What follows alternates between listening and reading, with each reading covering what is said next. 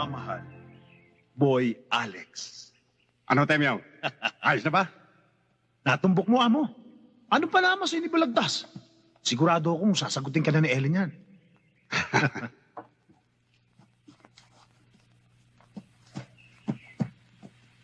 Edward.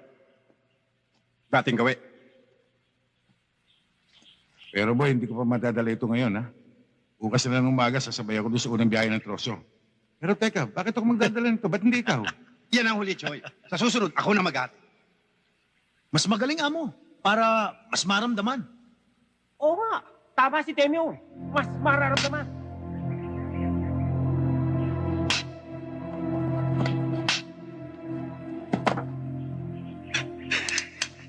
Ano ko ba, Miling? Alam mo naman may sa demonyo yan, ha?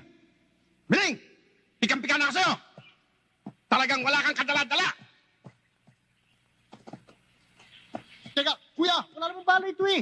Walang bala. Oh, Anong walang bala? walang bala ito. Nagbibiro lang naman ako eh. Walang bala. Kuya, kung tinamig lang, wala naman talagang bala ito eh. Wala naman. Tigil mo yan. Hoy! Ano na naman kalokohan niyan? Wala na ba kayong respeto sa isa't isa? Miling, hawak mo na naman yan.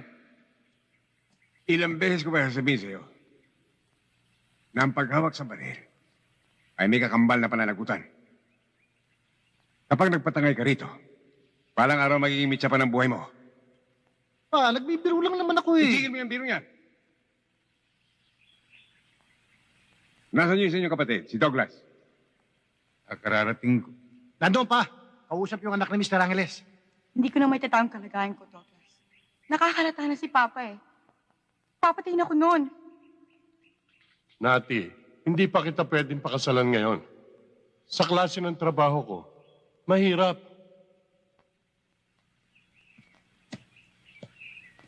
Kahit magsama na lang muna tayo. Maintindihan naman ni Papa yun eh. Bigyan mo pa ako ng pagkakataon. Hanggang sa makakita ako ng magandang pagkakakitaan. Narinig ko na mga salitang yan eh. Kung tutuusin, sapat naman ang kinikita nyo rito para buhayin tayo.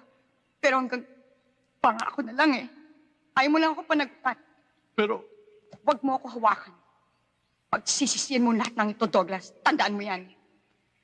Nati, Halika na. Nati,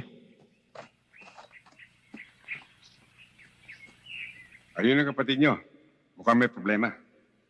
Ang hirap sa inyo, puro problema binibigay nyo sa akin. Miling! Halika dito.